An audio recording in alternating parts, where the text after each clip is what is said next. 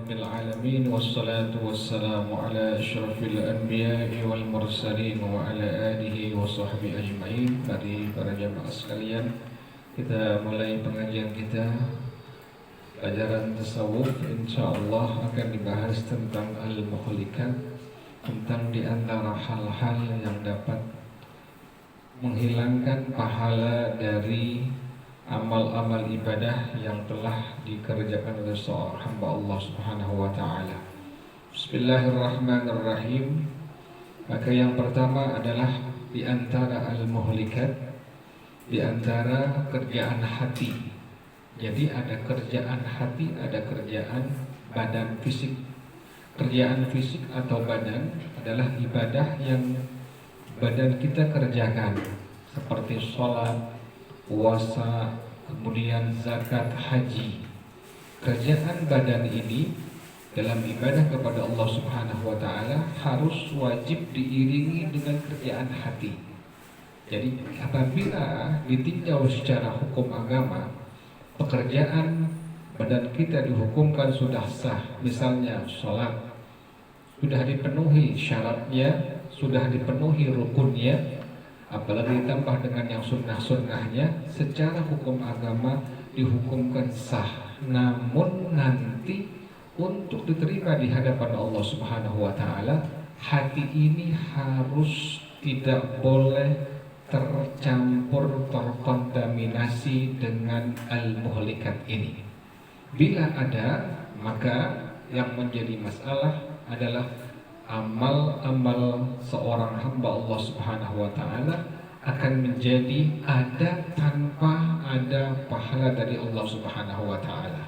Amalnya ada, tetapi tanpa mendapatkan pahala dari Allah Subhanahu wa taala. Makanya para ulama di samping mereka melakukan pengajian-pengajian untuk memberikan sah pada ibadah seorang hamba Allah Subhanahu wa taala, juga adanya pengajian-pengajian bagaimana diterimanya ibadah seorang hamba Allah Subhanahu wa taala. Oleh karena itu diperlukanlah ilmu ini yang disebut ilmu tasawuf, dan masuk pada bilangan ilmu tasawuf adalah al-muhlikat. Di antaranya adalah yang pertama, al-muhlikat adalah ar-riya, yang dimana Rasulullah Shallallahu Alaihi Wasallam menamakan riya ini sebagai asyirkul asghar. Rasulullah Shallallahu Alaihi Wasallam menamakan riya ini, namanya adalah asyirkul asghar. Kata Allah Subhanahu Wa Taala, fawailul lil musallin, maka celakalah bagi orang-orang yang melakukan ibadah salat. Kok bisa celaka ya? Padahal kan amal saleh, padahal ibadah, padahal bentuk takwa seorang hamba kepada Allah Subhanahu wa taala. Kok bisa menjadi celaka bagi orang-orang yang telah melakukan ibadah salat? Kata Allah Subhanahu wa taala, yang pertama, alladzina hum an salatihim sahun. Stressingnya yang digarisbawahi adalah pada ayat yang selanjutnya, alladzina hum yuraun. Yang celaka diantaranya bagi seorang hamba Allah Subhanahu wa taala yang telah melakukan ibadah salat adalah alladzina hum yuraun, mereka yang beribadah salat tapi diiringi kerjaan hatinya dengan riya. Riya ini dinamakan oleh Rasulullah Shallallahu Alaihi Wasallam yang disebut sebagai asyirkul asghar. Kemudian para jamaah sekalian, yang kedua adalah hadis dari baginda Rasulullah Shallallahu Alaihi Wasallam. Kata Rasulullah Shallallahu Alaihi Wasallam bahwasanya, ya Rasulullah, fabiman najah, bagaimana seorang hamba Allah Subhanahu wa taala dapat selamat dalam beribadah kepada Allah Subhanahu wa taala dari penyakit hati ini al-muhlikat yang disebut sebagai riya atau asyirkul asghar. bagaimana kiatnya, bagaimana resepnya agar seorang hamba Allah Subhanahu wa taala dia Allah selamatkan dari sifat riya ini, jangan sampai ada di hatinya dalam bentuk segala macam bentuk ibadah kepada Allah Subhanahu wa taala. Kata Rasulullah sallallahu alaihi wasallam, "An la ya'malal 'abdu bi ta'atillahi yuridu bihan nas." Ini kiat di antaranya adalah seorang hamba Allah Subhanahu wa taala dalam melakukan taat kepada Allah Subhanahu wa taala, baik itu salat, puasa, zakat, membaca Al-Quran, dan ibadah-ibadah yang lainnya. Yang dia tidak lakukan adalah hatinya tidak menginginkan apapun dari orang lain. Jadi hatinya fokus hanya kepada Allah Subhanahu wa taala. Tidak ingin dipuji oleh orang lain, tidak ingin disanjung oleh orang lain, tidak ingin agar dikatakan dia adalah orang yang bagus bacaan Qur'annya misalnya, tidak diingin dia adalah orang yang ahli sholat misalnya. Fokus hatinya dalam ibadah kepada Allah Subhanahu wa taala, dalam taat kepada Allah Subhanahu wa taala, fokus tidak menginginkan apapun dari manusia lain, dari orang lain. Jadi mau orang hina tidak masalah, mau orang puji tidak masalah. Nah, makanya di antara para ulama, di antara orang ini sudah terkontaminasi dengan penyakit riya ini adalah manakala dipuji oleh orang lain dia akan senang, manakala dihinakan oleh orang lain dia akan merasa tersakiti. Inilah di antara ciri orang tersebut dalam bentuk ibadahnya termasuk orang yang masih melakukan penyakit hati yang disebut riya, yang dinamakan sebagai asyirkul asghar. Kata orang, suara kamu bagus, senang hatinya. Ada yang bilang, suaranya begitu banget ya, baca Qur'annya melengking jelek, sakit hatinya. Ini pertanda orang tersebut dalam baca Qur'annya, dalam ibadah kepada Allah Subhanahu wa taala masih menginginkan sesuatu dari orang lain. Jadi sangat berbahaya, sangat berbahaya. Makanya di antara ulama-ulama, orang-orang yang saleh, apabila mereka ingin beribadah kepada Allah Subhanahu wa taala, selalu hati mereka berbicara sebelumnya. Seperti niat yang para ulama ajarkan, dengan kalimat hati kita berbicara, usolli fardal maghribi lillahi ta'ala, ya, usolli fardal subhi lillahi ta'ala, diiringi dengan kalimat lillahi ta'ala. Hati berbicara, usolli fardal asri lillahi ta'ala. Atau pada waktu kita berpuasa, aku niat puasa Ramadan lillahi ta'ala, diiringi dengan kalimat apa tadi? Lillahi ta'ala. Kenapa demikian? Untuk memprotek, untuk melindungi hati kita, jangan sampai kemasukan, jangan sampai apalagi terkontaminasi. Ini bahaya dengan penyakit hati yang disebut sebagai riya. Oleh karena itu para jamaah sekalian, tadi kiatnya Rasulullah SAW di antara kiat agar seorang hamba Allah Subhanahu wa taala di hatinya tidak terkena penyakit riya dalam beribadah, dalam bentuk taat kepada Allah Subhanahu wa taala, hatinya tidak menginginkan apapun dari orang lain. Pokoknya mau orang puji, masa bodoh, mau orang hina, masa bodoh, mau orang sanjung, masa bodoh. Saya tidak ada terkait dengan manusia siapapun. Artinya dalam beribadah kepada Allah Subhanahu wa taala, hatinya murni hanya mengharapkan keridhaan Allah Subhanahu wa taala. Yang kedua para jamaah sekalian, dalam hadis yang lain Rasulullah sallallahu alaihi wasallam beliau bersabda, sesungguhnya yang paling aku khawatirkan bagi kalian semua adalah asyirkul asghar. Rasulullah sallallahu alaihi wasallam sangat mengkhawatirkan dari umatnya terkena penyakit ini yang disebut, yang dinamakan sebagai asyirkul asghar. Waktu Nabi mengatakan asyirkul asghar adalah sesuatu yang paling Nabi khawatirkan, maka semua sahabat-sahabat Rasulullah Shallallahu Alaihi Wasallam mereka bertanya, wa masyirkul asghar ya Rasulullah, syirik asghar itu apa? Syirik yang paling kecil itu apa? Nabi jawab, qala ar-riya, adalah sifat riya. Riya itu apa sebenarnya sih? Riya itu dalam bahasa kita ingin memperlihatkan, ingin mempertontonkan, ya, ingin memamerkan ibadah dia kepada orang lain. Jadi kalau ada orang lain baca Qur'annya kencang, bagus, Bismillah, sampai semua yang dia punya, yang dia mampu, dia kerahkan, dia keluarkan. Tapi pas tidak ada orang, baca Qur'annya bagaimana? Biasa-biasa saja. Tidak ada macam-macam lagunya, nagamnya, segala macamnya. Ini pertanda orang tersebut sudah terkena di antara penyakit hati yang disebut asyirkul asghar.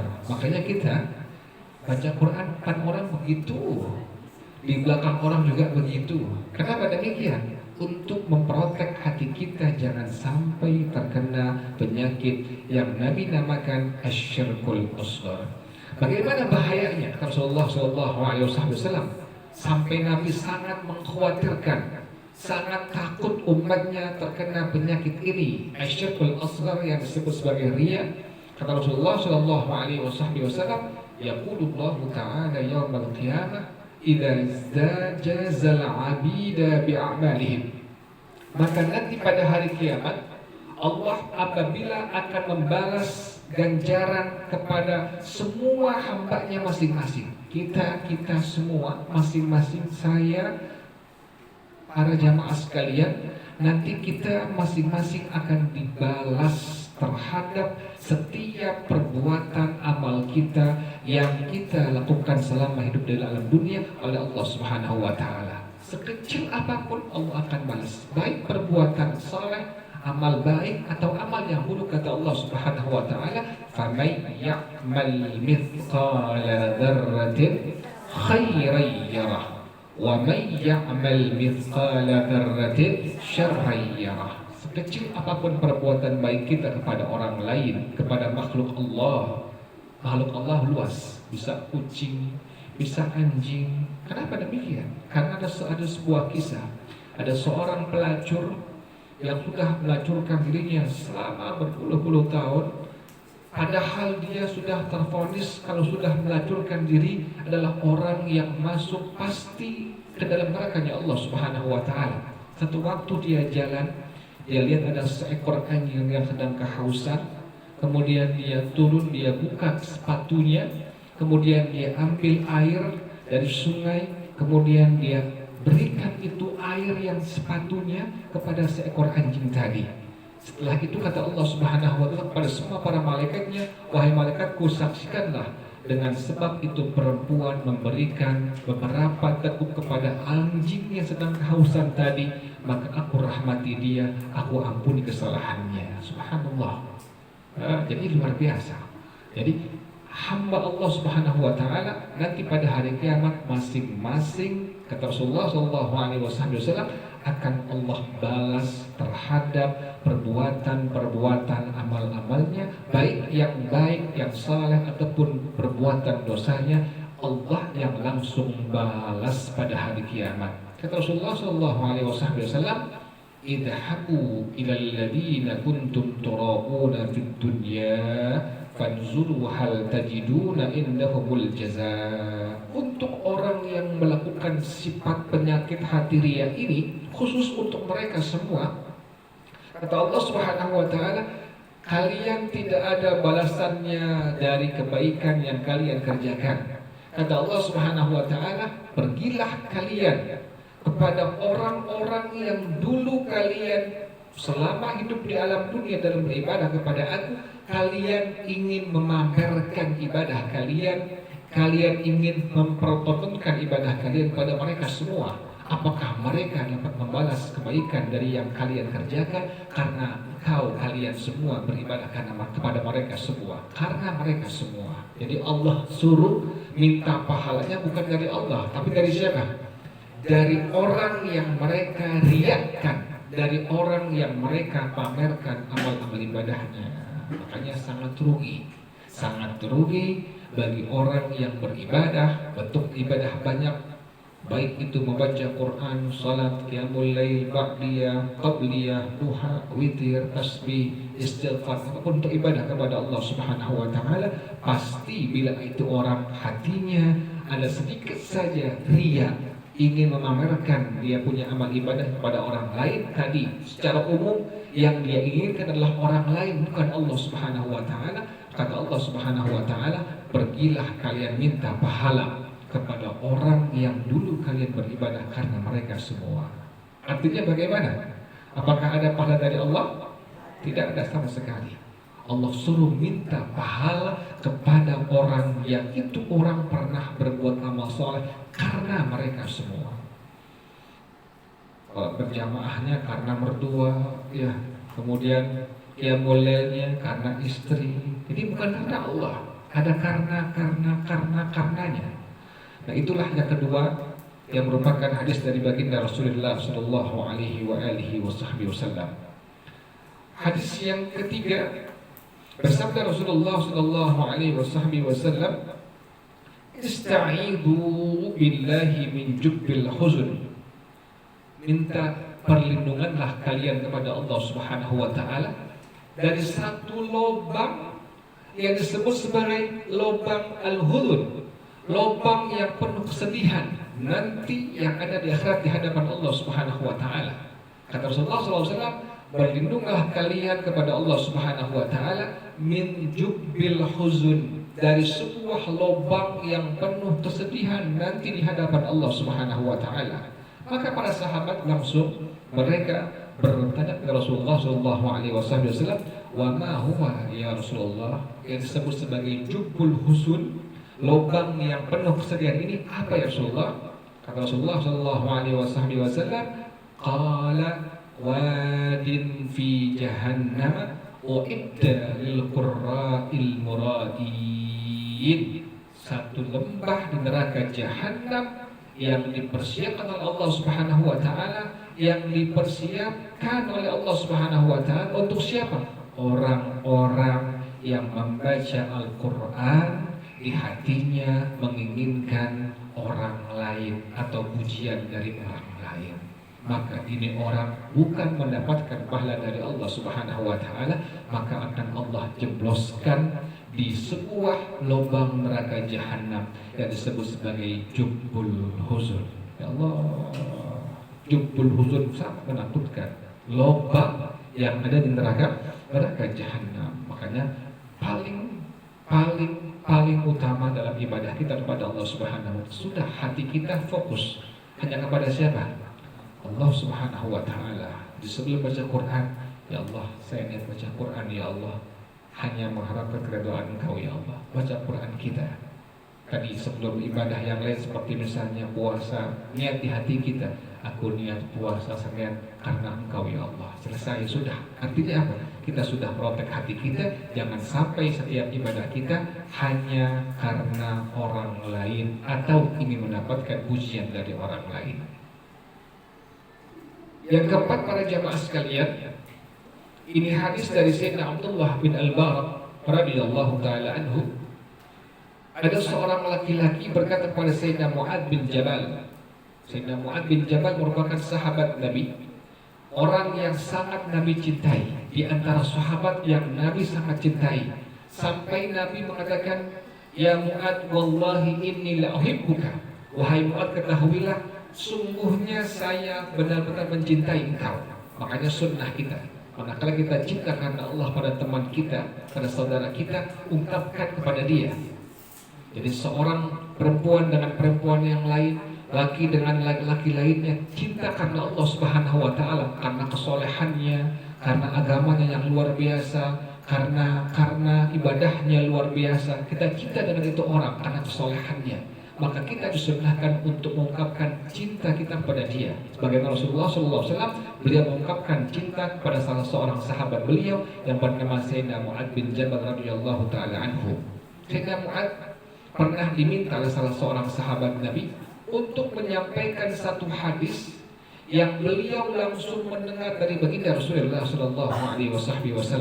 Maka kata beliau, saya pernah mendengar satu hadis dari Rasulullah SAW. Beliau sambil menangis menyampaikan ini hadis. Sayyidina Mu'adz sambil menangis menyampaikan ini hadis, sampai kata orang ini, aku mengira beliau akan diam, tidak akan melanjutkan hadis yang beliau pernah dengar dari baginda Rasulullah SAW. Kemudian langsung Sayyidina Mu'adz setelah itu dia berbicara kembali sambil mengucapkan kalimat sami'tu Rasulullah sallallahu alaihi wasallam yaqulu li, aku pernah mendengar Rasulullah sallallahu alaihi wasallam menyampaikan sabdanya kepada aku sambil mengatakan, ya Mu'adz, Nabi panggil, ya Mu'adz, wahai sahabatku Sayyidina Mu'adz, qultu lahu labbaik ya Rasulullah. Maka sunnah kita bila ada orang yang memanggil kita, sunnah untuk mengucapkan kalimat apa? Labbaik, disunnahkan demikian. Dan dipanggil sama teman kita, maka sunnah kita mengucapkan dengan kalimat labbaik, sunnahnya labbaik. Misalnya namanya Muhammad labbaik. Kalau orang Jakarta dipotong jadi baik aja ya, baik ya, padahal bukan baik tapi apa? Labbaik. Nah, kalau orang Jawa kan nun ya, kalau salah ya, nun ya. Kalau Jakarta baik, sebenarnya labbaik. Jadi sunnahnya bila kita dipanggil oleh orang lain, maka disunnahkan mengucapkan kalimat labbaik. Itu Sayyidina Mu'adz tadi pas Nabi panggil, ya Mu'adz, labbaik ya Rasulullah. Qala inni muhaddithuka hadithan in anta hafiztahu nafa'aka. Wahai Mu'adz, saya akan menyampaikan kepada engkau satu hadis. Jika engkau menjaganya, maka hadis ini akan sangat bermanfaat untuk engkau. Apa hadisnya? Kata Rasulullah sallallahu alaihi wasallam. Yang pertama, ya Mu'adz, wahai sahabatku Mu'adz, sesungguhnya Allah menciptakan 7 malaikat sebelum Allah menciptakan 7 lapis langit dan 7 lapis bumi. Allah menciptakan 7 lapis, 7 malaikat sebelum Allah menciptakan 7 lapis langit dan 7 lapis bumi. Kemudian kata Rasulullah sallallahu alaihi wasallam, Allah menjadikan pada setiap 7 langit tadi ada satu malaikat bawaban yang menjaga masing-masing pintu langit itu. Allah menciptakan 7 malaikat sebelum Allah menciptakan 7 lapis langit dan 7 lapis bumi. Setelah Allah menciptakan 7 lapis langit, maka Allah menaruh, Allah meletakkan, Allah menugaskan satu malaikat tadi yang berjumlah 7 tadi menjadi penjaga pintu-pintu dari masing-masing langit tadi. Ada langit pertama, ada langit kedua, ada langit ketiga, sampai langit ketujuh. Yang kita lihat ini baru langit dunia, bukan langit pertama. Yang kita lihat, yang kita pandang, yang ahli-ahli antariksa melihatnya itu belum langit pertama, tapi masih apa? Masih langit dunia. Jadi subhanallah, yang mengetahuinya siapa? Hanya Allah subhanahu wa ta'ala, yang sudah tergambar oleh antariksawan, oleh ahli-ahlinya sampai menembus ke jagat raya alam semesta. Itu baru langit dunia saja, belum sampai langit keberapa? Pertama. Jadi subhanallah. Jadi kita kecil ya ini. Kita sangat kecil di hadapan Allah subhanahu wa ta'ala. Kalau kita lihat antariksawan itu mereka menjelajahi alam semesta ini, kita lihat itu subhanallah, itu sudah sangat makro luar biasa, sudah sangat besar luar biasa, sudah sangat luar biasa besarnya. Itu masih langit dunia, belum sampai kepada langit yang pertama. Ya Allah, berarti manusia manusia ini hamba Allah yang sangat kecil di hadapan Allah Subhanahu wa Ta'ala. Bagaimana bisa sombong di hadapan Allah Subhanahu wa Ta'ala? Kita makhluk Allah yang sangat kecil, yang tidak ada apa-apa di hadapan Allah Subhanahu wa Ta'ala.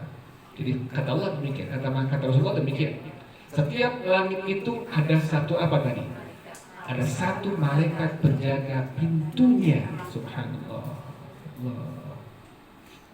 Kita nggak bakal tahu bagaimana hakikatnya Allah Subhanahu wa Ta'ala. Jangan mengetahui hakikat Allah Subhanahu wa Ta'ala.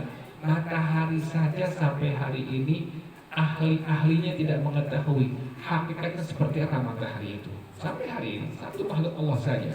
Sampai hari ini ilmuwan tidak mengetahui bagaimana hakikatnya matahari. Sesungguhnya matahari itu apa sih? Matahari apa? Tidak ada mengetahui secara pasti. Ya Allah, gimana mengetahui siapa? Hakikatnya Allah Subhanahu wa Ta'ala. Maka cukup kita hanya menyembah kepada Allah Subhanahu wa Ta'ala. Maka para jemaah sekalian, malaikat hafadhah, ini malaikat hafadhah, malaikat yang selalu menjaga hamba-hamba Allah Subhanahu wa Ta'ala. Silih berganti. Pagi 4, malam 4. Silih berganti. Setiap hamba Allah ada malaikat hafadhahnya. Malaikat hafadhah. Malaikat yang menjaga hamba Allah ini dari berbagai macam musibah, bala, bencana. Makanya kita suka lihat ada anak orok, ada anak bayi, sedang terjadi gempa besar, kemudian runtuh semua bangunan, tiba-tiba ada di mana? Bawah bangunan tidak apa-apa. Ini bayi seharusnya secara akal ini harus mati. Harusnya ini bayi yang lemah, yang tidak punya kekuatan apapun, harusnya tertimpa dengan runtuhan begitu banyak puing-puing bangunan itu, seharusnya secara akal sudah ada, sudah mati, tapi ditemukan sehat afiat, sedikit luka saja. Subhanallah. Siapa yang menjaga? Allah Subhanahu wa Ta'ala melalui malaikat yang disebut sebagai al-hafadhah. Kadang ada orang yang tertabrak, misalnya tertabrak mobil, tahu-tahu tidak mati. Kenapa demikian? Ini orang bukan punya ilmu tekbal, bukan. Ini orang ada Allah berikan malaikat hafazah. Setiap kita ada malaikat hafazah. 4 malaikat pagi dan malam silih berganti. Nah, kata Rasulullah SAW, malaikat hafazah ini mereka membawa amal seorang hamba Allah Subhanahu wa Ta'ala ketika pagi sampai sore. Jadi amal kita dari pagi sampai sore akan dilaporkan kepada Allah Subhanahu wa Ta'ala. Setiap hamba Allah Subhanahu wa Ta'ala, laki perempuan, amal ibadahnya, amal buruknya, amal dosanya setiap hari akan dibawa, dilaporkan oleh al-hafadhah ini kepada Allah Subhanahu wa Ta'ala. Rasulullah SAW ketika menjelang sore, maka malaikat hafadhah ini dia membawa amal seorang hamba berupa cahaya. Jadi amal kita yang baik-baik, amal kita yang saleh-saleh, baca Quran kita, salat sunnah qabliyah, ba'diyah, duha, membaca istighfar, membaca tasbih, membaca hal-hal yang lain yang baik yang Nabi ajarkan, membaca ikhlas misalnya, semua akan dibawa oleh malaikat hafadhah berbentuk cahaya. Jadi subhanallah, berbentuk cahaya seperti cahaya matahari, kata Rasulullah SAW, sampai ini semua malaikat hafadhah mensucikan amal soleh dari seorang hamba ini dan sampai menjadikan lebih banyak lagi. Subhanallah. Jadi setiap amal soleh yang kita kerjakan, bila sudah menjelang sore, dari pagi ini, dari malamnya sudah bangun jam 3, sudah qiyamul lail, sudah baca Quran, baca istighfar, baca tasbih, kemudian masuk duha, dikerjakan duhanya, dibaca istighfarnya, Rabbil firli wa tub alayya innaka antat tawwabul ghafur, ditambahkan dengan istighfar yang lain, astaghfirullah innahu kana ghaffara, ditambahkan dengan kalimat-kalimat thayyibah yang lainnya, terus sudah bergulir sampai sore, maka malaikat hafadhah akan membawa ini amal saleh seorang hamba berbentuk cahaya. Setelah itu bagaimana? Ini cahaya disucikan, kemudian diperbanyak lagi oleh malaikat hafadah tersebut, sampai ini malaikat hafadah dia berada di malaikat penjaga langit yang pertama. Sampai di langit yang pertama, maka malaikat yang menjaga langit pertama mengatakan kepada malaikat hafadah ini, idribu bihadal amali wajhal sahibihi, lemparkan, campakkan amal ini di wajah orang yang mengerjakannya. Berarti Allah terima nggak ini? Allah nggak terima. Allah tidak terima. Kata malaikat penjaga langit pertama, lemparkan, campakkan amal ini di hadapan muka orang yang mengerjakannya.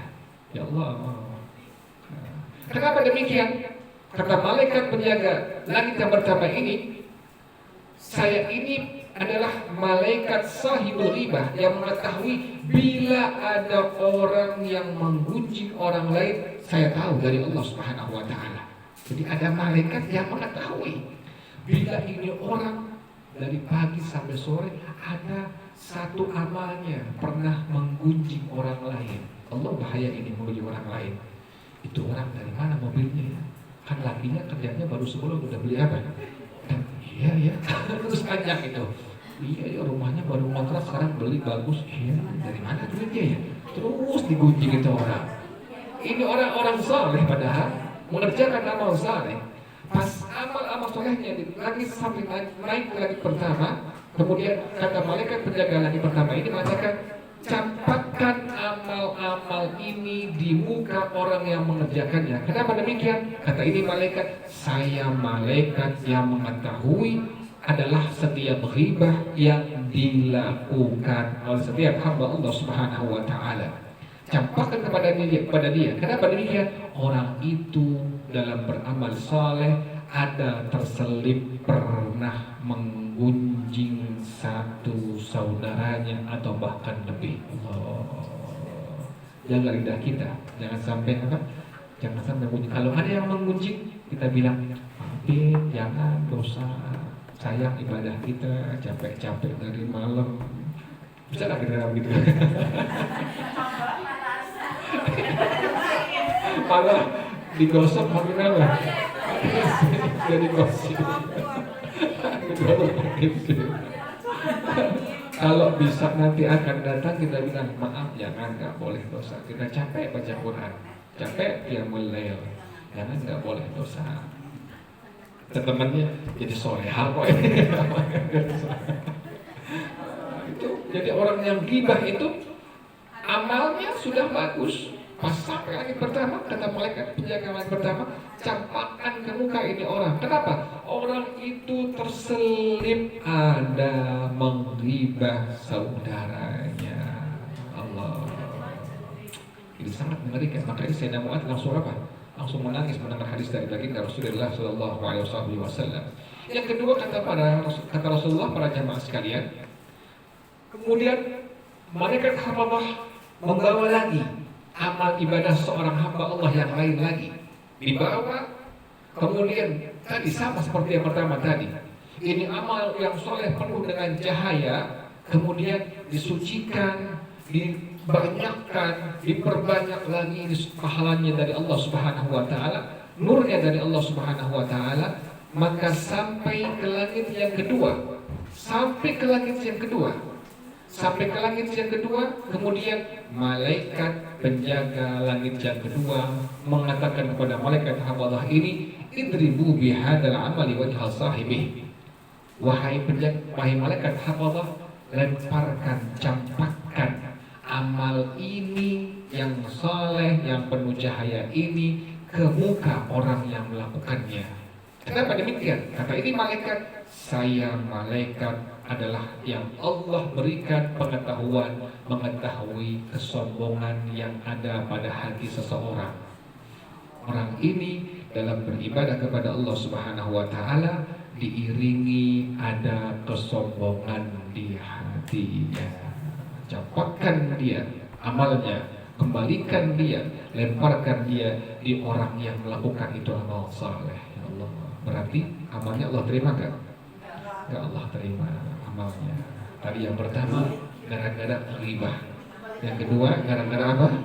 Gara-gara sombong. Ya Allah, jadi sangat mengerikan. Dikembalikan lagi. Ya Allah. Yang ketiga, para jamaah sekalian, malaikat hafallah naik lagi membawa amal soleh hamba Allah yang lainnya, membawa amal soleh sedekah, puasa, sholat. Ini ibadah-ibadah yang disebutkan, sedekah, puasa, sholat, membuat kagum malaikat hafallah. Nurnya, cahayanya luar biasa, dahsyatnya. Dari seorang hamba Allah Subhanahu wa taala dibawalah pahala daripada amal-amal daripada tadi, amal sedekah, amal puasa, amal sholat, yang itu semua amalnya tadi, nurnya, cahayanya membuat kagum seluruh malaikat hafallah. Subhanallah. Maka dia naik sampai ke langit yang berapa sekarang? Yang ketiga. Bertemu lagi dengan malaikat penjaga pintu langit yang ketiga. Kata ini malaikat penjaga langit ketiga, kifu wadribu bihadal amal wajhal sahibi. Berhentilah kau, wahai malaikat hafallah, dan campakkan, lemparkan amal ini di muka orang yang mengerjakannya. Kenapa demikian? Ketahuilah bahwasanya ini orang adalah orang yang selalu merendahkan orang lain. Di hatinya selalu merendahkan apa? Orang lain. Ya Allah, Allah sangat mengerikan. Dan jadi ini orang bagus amalnya, sholatnya bagus, sedekahnya bagus, puasanya bagus, tapi di hatinya selalu merendahkan orang lain.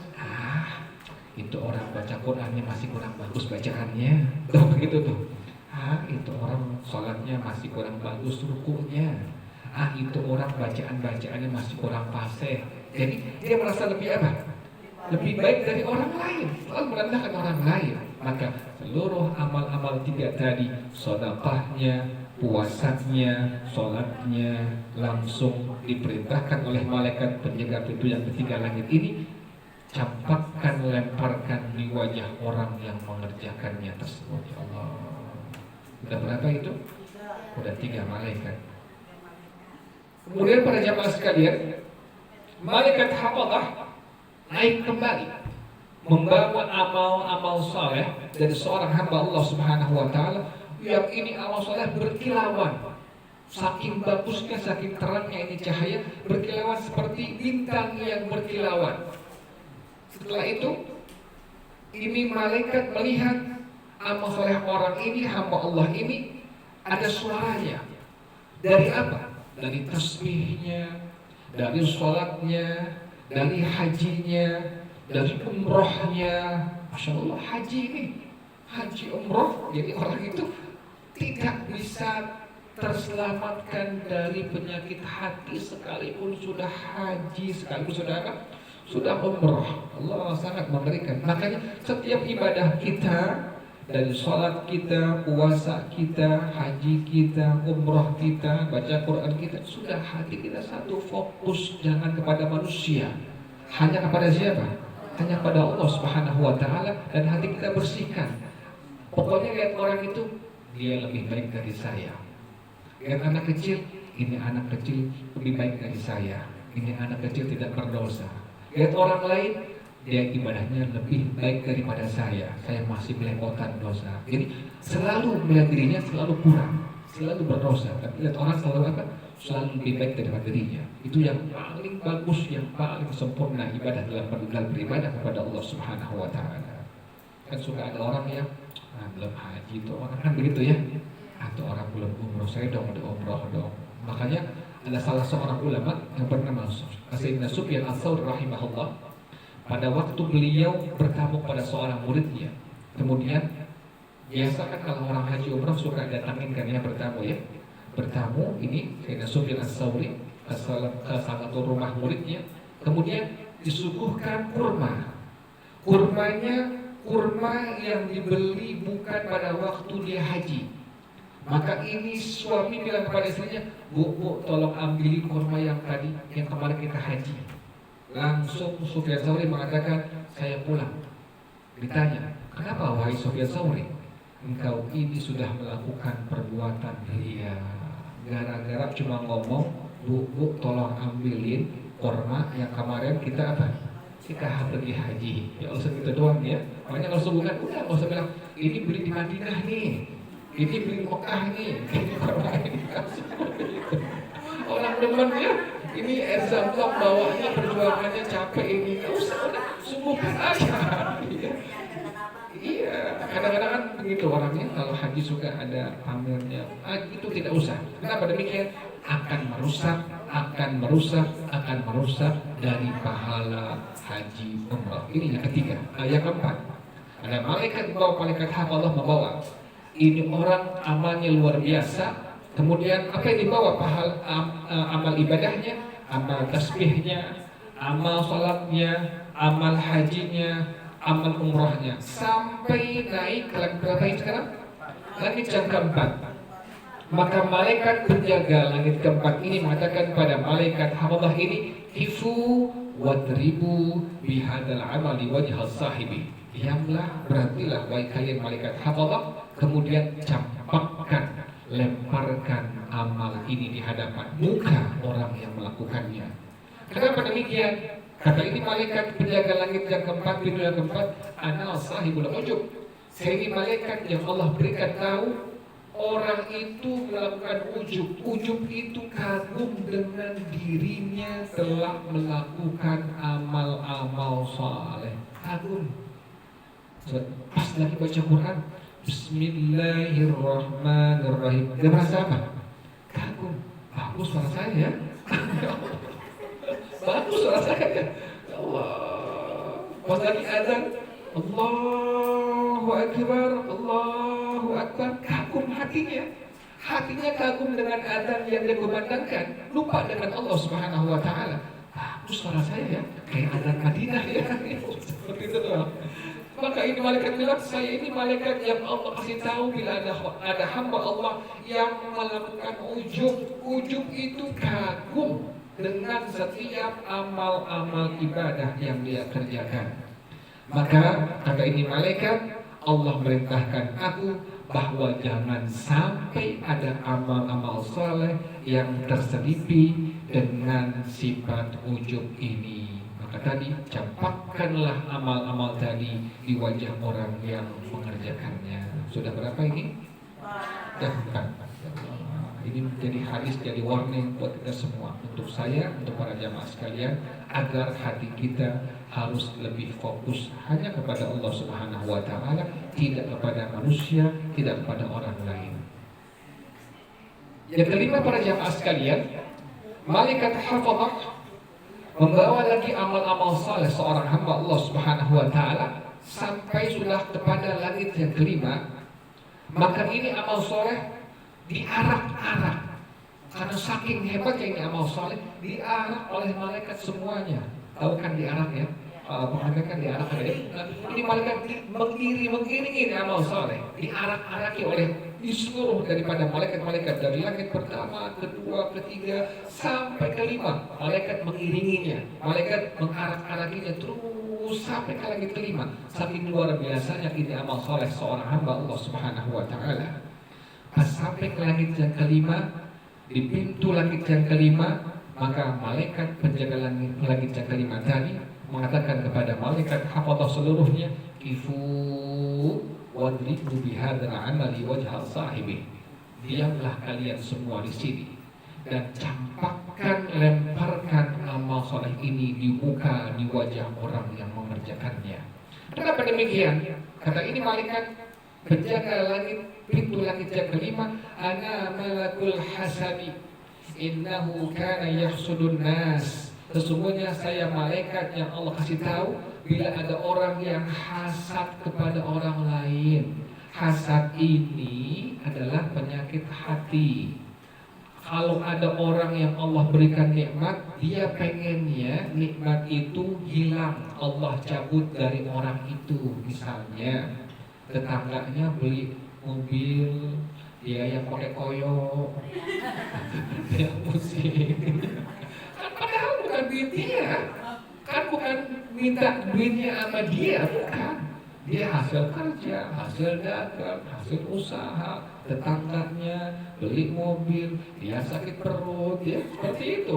Jadi nggak boleh orang dapat nikmat dari Allah Subhanahu Wa Taala, bahkan dia menginginkan agar nikmat Allah tadi hilang, Allah cabut dari orang yang Allah berikan tadi nikmatnya. Jadi itu hasad, itu penyakit hati yang sangat berbahaya. Jadi ini orang sudah bagus amal-amal solehnya, pokoknya amal soleh the best tadi, sampai tadi malaikat tadi apa? Mengiringinya, dibawa dari langit pertama, kedua, ketiga, keempat, sampai langit kelima. Kata malaikat penjaganya, lemparkan itu amal-amal soleh yang bagus tadi di muka orang yang mengerjakannya. Kenapa demikian? Sesungguhnya innahu kana yahsudun nas, sesungguhnya dia berbuat hasad kepada saudaranya yang lain. Saudaranya Allah berikan nikmat, dia inginkan agar Allah cabut nikmat tersebut dari orang yang Allah berikan kepadanya nikmat tersebut. Ya Allah, sudah 5 ini. Makanya yang paling bagus adalah kata Allah Subhanahu Wa Taala, orang yang selamat nanti adalah orang yang illa man atallaha biqalbin salim. Orang yang nanti menghadap Allah Subhanahu Wa Taala membawa hati yang selamat. Selamat dari apa? Selamat dari riya, selamat dari sombong, selamat dari ujub, selamat dari hasad. Jadi hatinya dibersihkan. Nggak mau, pokoknya nggak mau riya. Tujuan amal solehnya hanya mengharapkan tadi siapa? Allah satu saja, tidak mengharapkan apapun dari orang lain atau manusia lain. Kemudian yang keenam, para jamaah sekalian, malaikat hafadzah membawa lagi amal seorang hamba Allah Subhanahu Wa Taala, membawa pahala amal-amal sholatnya, amal-amal zakatnya, zakat yang sedekah yang sunnah, zakat yang wajib, hajinya, umrahnya, puasanya dibawa sampai melewati langit yang kelima, masuk ke langit yang keenam. Kemudian pas sampai di langit yang keenam, malaikat penjaga pintu langit yang keenam mengatakan kepada malaikat hafadzah, kifu wadriku bihadzal amal di wajh sahibi. Diamlah kalian semua, berhenti wahai malaikat hafadzah, dan lemparkanlah, campakkanlah itu amal saleh ke muka orang yang mengerjakannya. Kenapa demikian? Kata ini malaikat, bahwasanya innahu kana la yarhamu insanan qattu min ibadillah asabahu bala'un aw durrun bal kana yushammitu bih.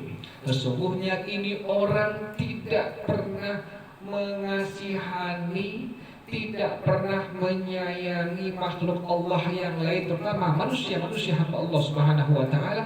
Bila ini orang lain terkena musibah, bala, bencana dari Allah Subhanahu Wa Taala, bahkan dia senangnya luar biasa. Jadi kalau ada orang kena musibah, dia foto. Ini sekarang begitu orang itu, bukan ngebantu tapi apa?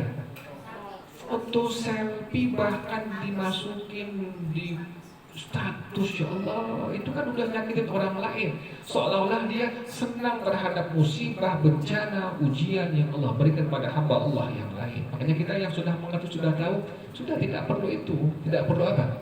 Tidak perlu kita ambil videonya atau kita foto masukin status, itu ada kebakaran di sana. Kecuali diinformasikan tujuannya biar kawan kita membantu mereka semua. Boleh nggak? Boleh, silahkan. Tapi kalau cuma pengen biar kita orang lihat, oh kita ada di tempat lokasi kebakaran, so eksis, iya, dimasukin di status, di-upload di IG, di Facebook, di WA, di Line, masukin semua, seolah-olah dia gembira dengan musibah, bala, ujian yang Allah berikan kepada hamba Allah yang lain. Ini orang yang demikian dibekalnya, kata Rasulullah SAW, maka setiap amal-amal soleh yang sudah tadi dibawa sampai ke langit ke-6, kata Rasulullah SAW, akan dilemparkan kembali di mukanya. Kenapa demikian? Dikarenakan ini orang tidak menyayangi, tidak mengasihani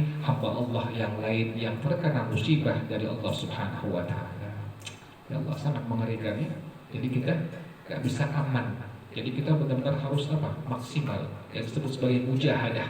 kita berjuang dengan keras bagaimana hati kita fokus hanya kepada Allah Subhanahu wa taala. Makanya tadi lihatnya, waktu kita pengen baca Quran, ya Allah, saya baca Quran hanya mengharapkan ridha Engkau ya Allah.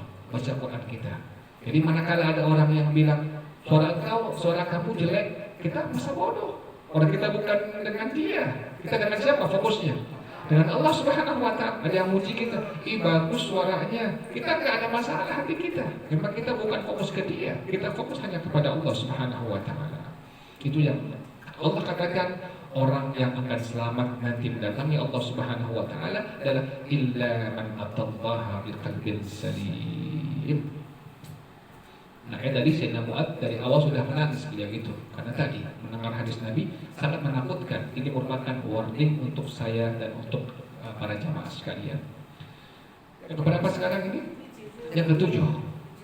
Malaikat hafazah kembali membawa amal-amal ibadah orang yang lain lagi, hamba Allah yang lain lagi, dibawa dari langit pertama, kedua, ketiga, keempat. Suaranya seperti semua, puasanya, zakatnya, sedekahnya, salatnya, waraknya, suaranya seperti suara geledek. Saking bagus dan saking indahnya, dan terangnya seperti terangnya matahari. Dan ini dikawal oleh 3.000 malaikat. Amal-amal soleh ini kan berarti udah bagusnya luar biasa, udah hebatnya luar biasa, udah terangnya seperti terangnya matahari. Kemudian dikawal oleh 3.000 malaikat. Pas sampai ke langit yang ketujuh, maka malaikat penjaga pintu langit yang ketujuh mengatakan pada malaikat hafazah ini, kifu wadribu bihadzal amali wajhal sahibihi. Berhentilah kalian semua, berhenti diam dan campakkan amal-amal soleh tadi di muka orang yang mengerjakan. Padahal sudah dikawal tadi oleh berapa malaikat? 3.000 malaikat. Ya Allah, berarti ini amalnya luar biasa. Ini amal solehnya sangat-sangat dahsyat, luar biasa. Dikawal oleh 3.000 malaikat, masih disuruh campakkan, lemparkan di wajah orang yang mengerjakannya. Kenapa demikian? Maka kata malaikat penjaga pintu langit yang keempat ini, yang ketujuh ini, kata mereka semua, sesungguhnya fakul kifu wadribu bihi jawarihu uqfulu bihi ala qalbi innahu amr rabbi ahjubu anhu kulla amalin lam yurid bihi wajha rabbi. Ini orang dalam beramalnya dia menginginkan pujian, menginginkan sanjungan, menginginkan perkataan-perkataan baik dari selain Allah Subhanahu wa taala. Jadi pas dia beramal-amal soleh tadi, sholatnya karena orang, kemudian baca la ilaha illallahnya karena orang, kemudian qiyamulnya karena orang. Jadi semua amal ibadahnya ada karena manusianya, maka dicampakkanlah, dilemparkanlah di muka orang yang mengerjakannya tadi. Yang keberapa sekarang ini? Bukan yang ke-8 ya. Yang ke-8. Yang ke-8. Maka malaikat hafazah membawa lagi itu amal saleh. Ini masih bicarakan ria ya. Tapi semua mencakup, ada rianya, ada sombongnya, kemudian ada hasadnya. Malaikat hafazah menjaga lagi, membawa lagi amal-amal seorang hamba Allah Subhanahu wa taala. Dibawa seluruhnya, salatnya, zakatnya, puasanya, hajinya, umrahnya, dan zikirnya semua dibawa. Bahkan tusyayyi'uhu malaikatus samawati sab'i. Bahkan diiringi oleh 7 malaikat penjaga 7 lapis langit. Subhanallah. Berarti kan amal solehnya bagaimana ini? Luar biasa hebatnya, luar biasa dahsyatnya. Diiringi, dikawal oleh malaikat-malaikat yang ada di 7 lapis langit. Sampai ini menembus al-hujuba kullaha ilallahi ta'ala, sampai menembus di hadapan Allah Subhanahu wa taala. Fayaqifuna baina yadihi wa yashhaduna bil amal salih mukhlisun lillah. Maka seluruh malaikat hafazah ini sampai berhadapan dengan Allah Subhanahu wa taala, kemudian menyaksikan bahwa ini amal seorang hamba adalah ini hamba yang saleh yang hanya mengharapkan ridha Allah Subhanahu wa taala. Kata Allah Subhanahu wa taala, antumul hafadhah ala amali abdi, kalian wahai malaikat hafadzah adalah malaikat-malaikat penjaga terhadap amal-amal salah seorang hamba aku ini, dan saya yang sangat mengawasi diri dari hambaku ini. Kata Allah Subhanahu wa taala, orang ini adalah orang yang memang lam yuridni, innahu lam yuridni bihadzal amali wa arada bi ghairi fa'alati wa taqul kullaha alaihi laknatuka wa alaihi laknatuna wa tal'anus samawati sab'u wa man fihinna. Ternyata ini orang, kata Allah Subhanahu wa taala, di hatinya masih menginginkan, bukan mengharapkan keridhaan Allah Subhanahu wa taala, tapi masih mengharapkan daripada pujian makhluk Allah yang lainnya, orang lainnya atau manusia yang lainnya. Allah Maha tahu. Kata Allah Subhanahu wa taala, aku melaknatnya. Akhirnya semua malaikat melaknatnya. Ya Allah, jadi semua ada apa ini? Nah, ada yang Allah terima semuanya. Sampai sudah menghadap Allah, tidak Allah terima. Allah Maha tahu. Ini orang terselip di hatinya ada riaknya. Yang dia pengen bukan aku, yang dia inginkan bukan aku, tapi dia menginginkan pujian dari orang lain, dari manusia yang lain. Sayyidina Mu'adz sampai pada akhirnya bertanya kepada Rasulullah sallallahu alaihi wasallam, "Ya Rasulullah, kaifan najah?" Bagaimana orang yang akan selamat? Akan selamat dari semua tadi yang kau sebutkan, wahai Rasulullah sallallahu alaihi wasallam. Kata Rasulullah sallallahu alaihi wasallam, yang pertama kiatnya, iqtadi bi nabiyyika. Ikuti setiap ibadah engkau sesuai dengan ajaran Rasulullah sallallahu alaihi wasallam. Ibadah kita ikuti caranya sesuai dengan ibadah yang dikerjakan oleh Rasulullah sallallahu alaihi wasallam. Itu yang pertama. Yang kedua, hafidh ala lisanika minal waqi'ati fi ikhwanika. Yang kedua, jaga lidahmu jangan sampai menyakiti saudara-saudaramu. Jaga lidahmu jangan sampai menyakiti saudara-saudaramu. Yang ketiga, Rasulullah sallallahu alaihi wasallam, wahmil dzunubaka 'alaika. Engkau pikirkan, tanggung sendiri dosa engkau. Jangan mikirin dosa kesalahan orang lain. Jadi yang kita lihat apa? Dosa kita sendiri. Jangan pernah melihat kesalahan dosa orang lain. Jadi kiat yang pertama tadi, setiap ibadah kita ikuti bagaimana ibadah Rasulullah SAW. Yang kedua tadi, jaga lidah kita, jangan sampai menyakiti saudara kita.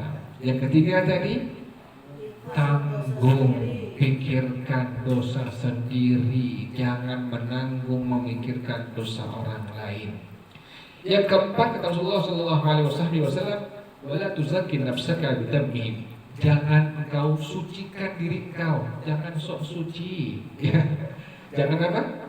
Jangan sok suci, sok paling benar, sok paling soleh. Itu jauhkan semua itu. Maka kita lihat orang lain, dia sih paling soleh, dia paling bagus. Kebenaran saya sih masih begini, saya masih pemula, saya banyak dosa. Jadi selalu memandang dirinya hina, dosa di hadapan Allah Subhanahu wa taala. Orang lain mulia di hadapan Allah Subhanahu wa taala. Jadi jangan sok suci, kata Rasulullah sallallahu alaihi wasallam.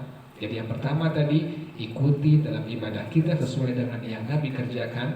Yang kedua, jaga lidah kita jangan sampai menyakiti saudara kita. Yang ketiga, tanggung dosa kita, pikirkan dosa kita sendiri, jangan pernah memikirkan dosa orang lain. Yang keempat, jangan sok suci, ya.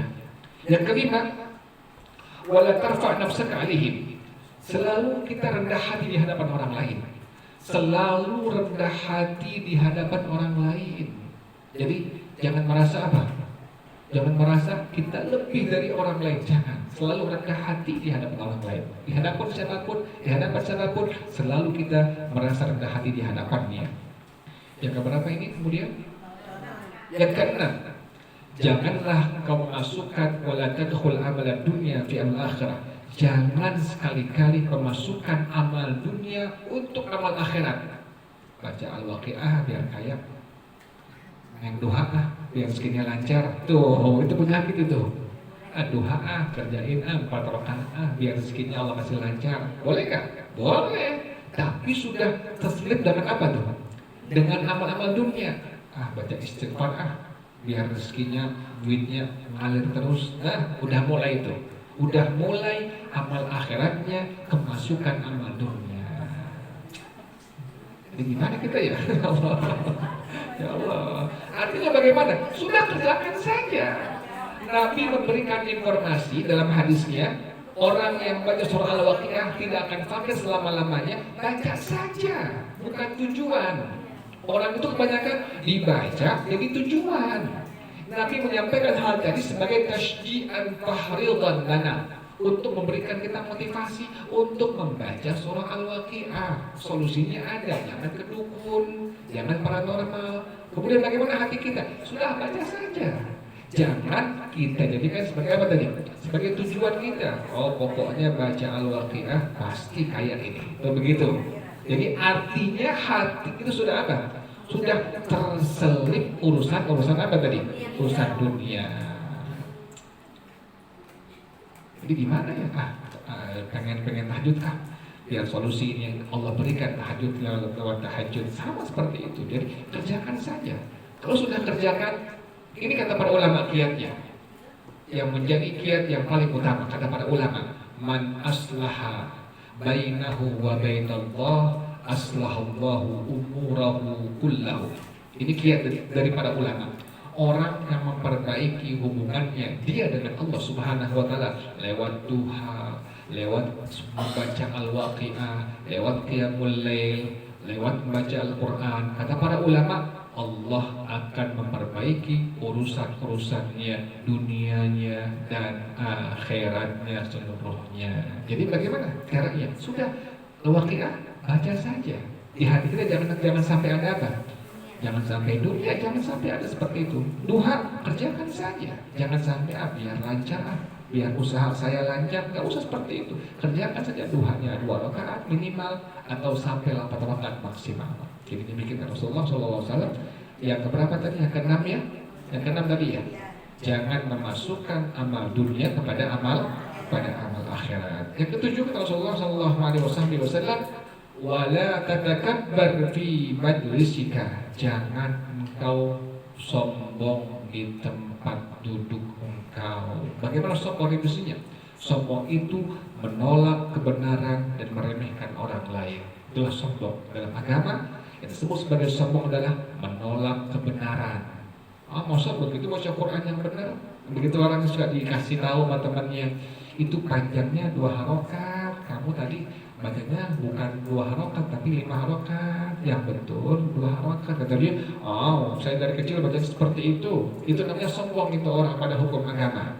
Atau ada orang yang dibilang tahu, kamu itu kalau sholat perempuan taruh mukenanya di sini, di dagu, bukan di bawah dagu. Karena kalau sudah di bawah dagu, ini aurat kamu perempuan, batal sholat kamu. Dibilang, dari kecil mesti taruhnya. Itu orang sombong namanya, ya. Ada orang yang kasih tahu, nanti kalau perempuan kalau lagi sholat, kalau bisa pakai apa ini? Apa namanya? Yang buat tangan? Manset. Kok pakai manset? Nanti khawatir pas lagi takbiratul ihram atau takbir yang lainnya keangkat sedikit kelihatan urat nadimu, itu batal. Enggak batal. Itu namanya sombong orang tersebut. Demikian kalimat sombong pada hukum agama. Jadi yang keberapa tadi? Yang ke-7, janganlah engkau sombong kepada orang lain. Wallahu a'lam bishawab. Silakan dari jamaah sekalian ingin bertanya.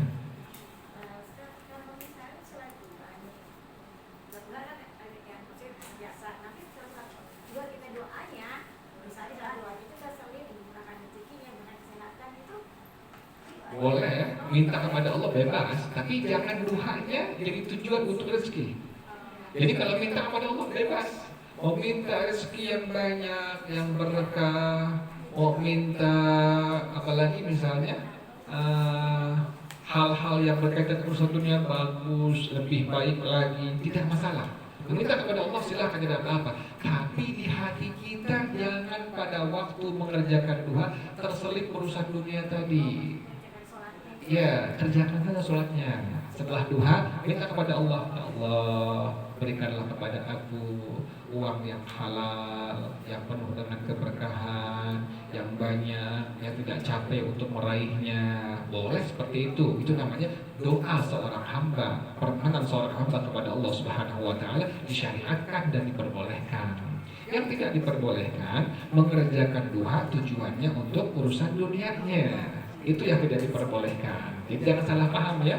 Jangan salah paham. Jadi berdoa apakah boleh? Boleh berdoa. Setelah duha, berdoa kepada Allah dengan doa apapun tidak apa-apa. Demikian wallahu a'lam bishawab.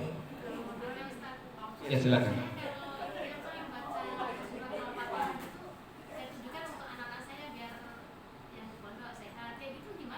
Iya. Jadi ya Allah, dengan keberkahan surah Al-Fatihah, itu mohon doa kepada Allah namanya, permohonan. Jadi bukannya kita baca Fatihah biar nanti anak ini jadi anak yang soleh. Enggak, bukan seperti itu hati kita. Baca Fatihah, baca aja udah. Tapi pas setelah baca Al-Fatihah, minta kepada Allah, ya Allah, dengan keberkahan surah Al-Fatihah yang hamba baca tadi, ya Allah, jadikanlah ya Allah anak-anak saya menjadi anak-anak yang soleh dan soleha. Boleh seperti itu. Itu namanya doa, permohonan seorang hamba kepada Allah Subhanahu wa taala. Yang tidak boleh waktu baca Fatihah dia ada apa? Terselip di hati, biar anak jadi anak soleh.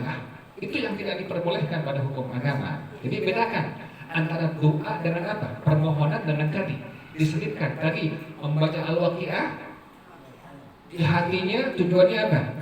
Biar kaya misalnya. Dibaca Al-Waqiah habis asar 15 kali. Tujuannya biar apa? Biar kaya. Memang ada tujuan di hatinya. Tapi kalau seandainya ada orang yang setelah baca surah Al-Waqiah, dia mohon kepada Allah, ya Allah, dengan keberkahan surah Al-Waqiah, ya Allah, berikanlah pada hamba-Mu ini, ya Allah, uang yang banyak, yang penuh keberkahan. Apakah diperbolehkan? Ya, diperbolehkan. Kenapa demikian diperbolehkan? Karena ini bentuknya sebuah permohonan kepada Allah Subhanahu wa taala. Bentuknya sebuah doa permohonan hamba kepada Allah Subhanahu wa taala.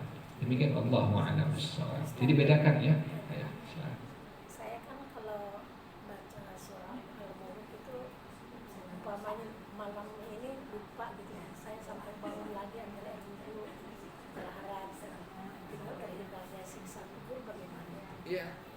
Apakah diperbolehkan? Memang Nabi kan berikan demikian. Orang yang baca surah Al-Mulk maka akan memberikan syafaat surah Al-Mulk yang dia baca nanti di alam kuburnya.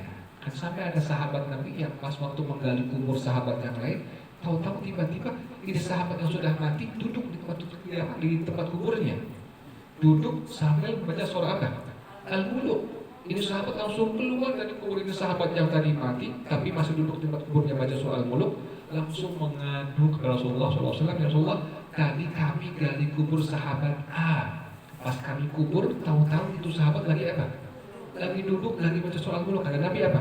Iya, surah Al-Mulk adalah surah yang dapat menyelamatkan seorang hamba Allah dari berbagai macam fitnah yang ada di kubur. Makanya disunnahkan dibaca surah Al-Mulk setiap malam. Bila lupa, maka dibaca pada malam yang berikutnya. Tapi jangan lupa, jangan dijadikan apa? Tujuan di situ.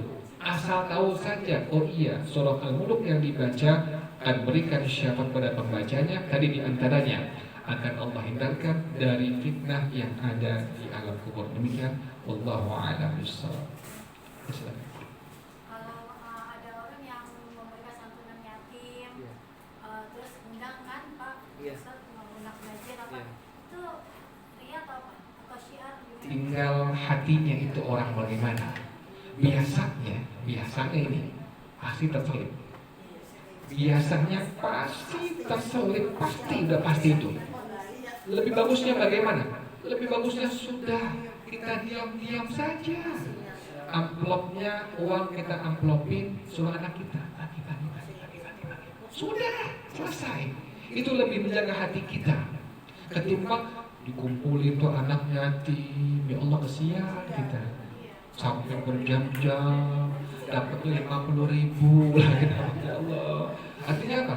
Itu sudah banyak hal-hal yang bisa menggugurkan pahala dari amal soleh orang tersebut. Kenapa demikian? Sudah pasti pasti terselip ada hal-hal tadi yang Nabi larang. Sudah pasti. Misalnya di awal enggak, pas pertengahan, oh saya doang yang bisa begini nih, ribuan anak yatim tuh. Mulai itu terganggu dia punya hatinya.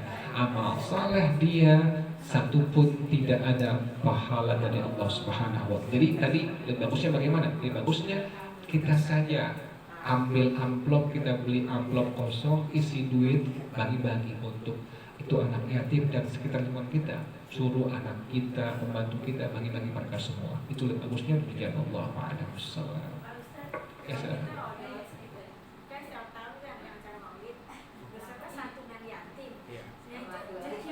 Tinggal niat panitia saja. Niat panitia bagaimana niatnya? Kalau pengen wah-wahan itu nanti pahala dari Allah tidak ada. Tinggal niatnya. Makanya satukan niat semua. Kita niatnya satu, hanya mengharapkan kepada Allah Subhanahu wa Ta'ala. Jadi pas sukses santai-santai saja. Iya, luruskan niat kita. Pas Allah berikan sukses, bagus acaranya dari awal sampai, santai-santai saja. Tidak ada makasih ya. Seperti itu. Ya kita udah nggak usah seperti itu, udah diam-diam saja, santai saja udah. Itu nggak usah diposting juga nih bagusnya. Diposting kalau niatnya memang tidak ada riya tidak apa-apa. Tapi biasanya kalau sudah diposting ada nggak riyanya? Ada pasti. Diposting ini. Nanti orang lihat. Di mana tuh? Jawab langsung. Berapa orang tuh langsung udah mulai tuh terganggu kita punya hati, udah habis pahala kita dengan Allah. Tidak apa-apa, tapi yang memposting niatnya gimana? Iya, ini kita mau ada pahalanya atau tidak, itu aja yang sedang apa yang sekarang kita harus pikirkan. Mau ada pahalanya atau tidak? Memposting lihat dulu di hati kita. Niat kasih informasi biar jamaah yang belum tergerak hatinya, biar nanti tahun depan tergerak hatinya. Itu bagus seperti itu. Kalau niatnya nih acara sukses kemarin nih, acara berhasil kemarin ini dari awal sampai habis nggak ada kendala, nggak ada halangan nih. Kalau dia sudah begitu, sudah berarti terselip apa tadi? Ada riyahnya. Demikian Allahu a'lam bishawab. Kenapa? Ya makanya ada orang yang bilang, ada ulama yang bilang seperti ini. Sebenarnya nikah secara hukum agama itu murah. Sebenarnya nikah secara hukum agama, walimah secara hukum agama sangat-sangat murah. Yang bikin mahal itu gengsinya. Walimah jadi mahal gengsinya. Itu jadi mahal itu. KUA berapa? Kemudian kalau walimah secara agama berapa? Tidak mahal insya Allah. Tapi yang bikin mahal itu gengsinya, menjadikan mahal walimatul nikah, walimatul arus demikian. Jadi kalau kita ada, kita niatin. Makanya saya punya guru mengatakan seperti ini. Kalau kita pengen adakan walimatul arus, walimah resepsi pernikahan, niatkan kita ingin berbagi kepada saudara kita. Niatnya kita ingin berbagi pada saudara kita, mau yang kaya, mau yang miskin, ingin berbagi niatnya. Jadi bukan ingin, kan ada orang yang balik modal kan ya ini. Sampai begitu ada orang seperti itu niatnya tuh. Jadi bagaimana dia caranya biar kesohor juga diniatin biar balik modal. Ini yang bahaya, ini yang paling bahaya. Jadi niatnya tadi guru saya mengajarkan seperti itu. Guru saya mengajarkan seperti tadi itu, niatnya niat untuk berbagi kepada saudara-saudara baik yang kaya ataupun yang miskin. Niat seperti itu. Jadi ya Allah, saya niat mengadakan pesta ini ya Allah, ingin berbagi saya punya harta kepada mereka semua. Demikian Allah a'lam bishawab. Haji sama. Haji sama seperti itu. Tinggal niatnya. Dari orang yang haji umrah, niatnya gimana? Oh niatnya satu, hanya mengharap kepada Allah Subhanahu wa Ta'ala. Itu tidak apa-apa. Jangan nanti kita adain, tapi apa ya? Kadang-kadang saya suka lihat di posting. Ya Allah, jadi artinya ini udah bahaya ini. Hati itu yang tahu kita dengan Allah Subhanahu wa Ta'ala. Orang lain nggak tahu kita seperti itu. Kita yang saya sudah memastikan pasti ada riaknya, pasti ada sombongnya. Seperti itu saya sudah katakan, kalau kita mengadakan acara, sudah adakan saja, tidak perlu diapakan, tidak perlu diposting, sudah adakan saja seperti biasa. Memang sudah selesai, sudah. Kalaupun untuk dokumentasi tidak apa-apa, untuk dokumentasi keluarga atau pribadi tidak apa-apa, tapi jangan diupload, jangan ini.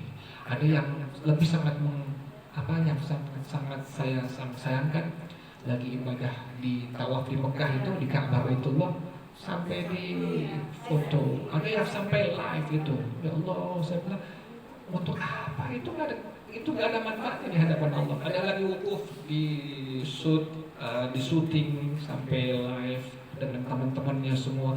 Ayo berdoa di sini bareng-bareng. Ya Allah, itu ada manfaatnya seperti itu.